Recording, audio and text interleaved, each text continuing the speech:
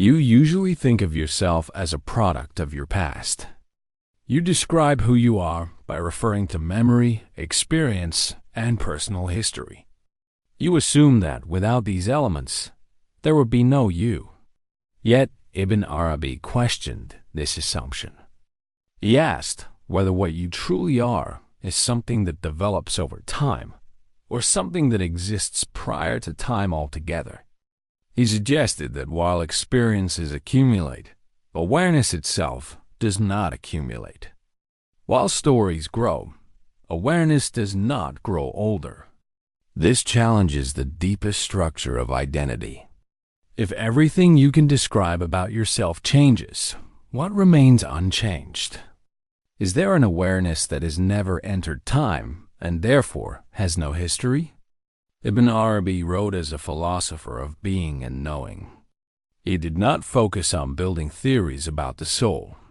He focused on examining what is directly evident in experience. His writings explore the nature of existence as it appears to consciousness. He treated spiritual inquiry as a form of precise observation rather than imaginative speculation. For Ibn Arabi, truth was not something to be inherited. It was something to be recognized. When he spoke about timelessness, he was not offering an abstract idea. He was describing what remains when attention turns toward awareness itself. This raises a central question. Are his insights beliefs or observations that can be verified? You usually define yourself through narrative. You speak about where you came from. You speak about what happened to you. You speak about how those events shaped you. This story feels continuous. But if you look closely, the story changes. Memories fade. Interpretations shift. Even your understanding of past events evolves. What you called me 10 years ago is not identical to what you call me today. The story has continuity, but not permanence. This invites a careful question. If identity depends on memory, and memory constantly changes, can memory be the foundation of what you truly are? You notice that memories come and go. Some become vivid. Some disappear. Some are replaced by new interpretations. Yet the fact that memories are known does not change. There is knowing of memory. Ibn Arabi emphasized this distinction. Memory is content. Awareness is the condition in which content appears. Content changes. The condition does not show the same kind of change. You can observe a childhood memory today. You could observe it years ago. In both cases, awareness is present. This raises a quiet question. Does awareness age in the way experiences do, or does it remain the same while experiences change? Thoughts are known. Emotions are known. Sensations are known. This implies a witnessing presence. You do not need to imagine this witness. You only need to notice that experience is occurring. Ibn Arabi referred to this as the basic fact of knowing. The witness is not separate from experience. It is not located somewhere else. It is simply the fact that experience is known. This creates a paradox. Everything you observe has a history, but the observing itself does not appear as an object. If the witness does not appear as an object, can it have a history in the usual sense? You often think of time as something you move through, past behind you, future ahead of you. But notice how the past and future actually appear. They appear as thoughts. You remember. You anticipate. Both are mental events. Awareness knows these events.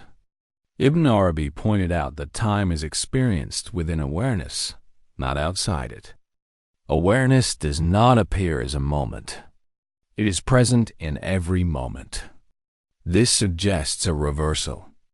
Instead of awareness existing inside time, time exists inside awareness. If this is so, a crucial question arises. Can awareness itself be bound by what appears within it? Your personality changes. Your preferences change. Your beliefs change. Even your sense of meaning changes. Yet awareness of these changes remains. Ibn Arabi described true identity as that which does not change. Not the personality, not the story, but knowing itself. This does not mean you stop functioning as a person. It means you question whether the person is what you fundamentally are. The tension becomes clear. You can point to many things you are not. You can point to many things that have changed. But can you point to a moment when awareness itself was absent? The idea that awareness has no history can feel unsettling. You may notice resistance. Much of your sense of meaning is tied to the story. Growth, progress, achievement. These depend on time. If awareness is timeless, it does not participate in these narratives. This can feel like a loss. But notice what is actually threatened. Not experience, not learning, not a relationship. Only the idea that your deepest identity is a story. Ibn Arabi did not deny the value of the story. He denied its absolute status. The unresolved question remains. If you are not your story, what remains when the story is set aside? You can understand timeless awareness as a concept. You can repeat the idea. You can explain it, yet still experience yourself as a person with a long history. Ibn Arabi distinguished between conceptual knowledge and recognition. Knowledge adds descriptions. Recognition removes confusion. You do not need to become timeless. You do not need to reach awareness. You only need to notice what is already present. This notice is not dramatic. It does not produce a special state. It is a simple acknowledgement. Awareness has never been absent. The paradox remains. How do you notice what has never changed? If awareness is timeless, you still remember. You still plan. You still learn. What changes is the way you relate to these activities. You no longer treat memory as identity.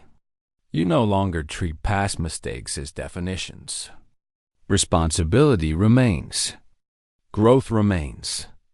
But they are no longer anchored to a rigid self-image. Action becomes more flexible. Response becomes more direct. Life unfolds without requiring a permanent story about who you are. This does not erase history. It loosens its grip. The open question remains. Can life function without being centered on a fixed past? You began with the assumption that you are defined by your history. You examined this assumption and found that history consists of experiences. Experiences change. Awareness of experience does not show the same kind of change. Nothing new appeared. Nothing was taken away. One identification quietly dissolved. Experiences have history. Awareness does not. The final question returns without demand for an answer. If awareness has no history, who has been aging?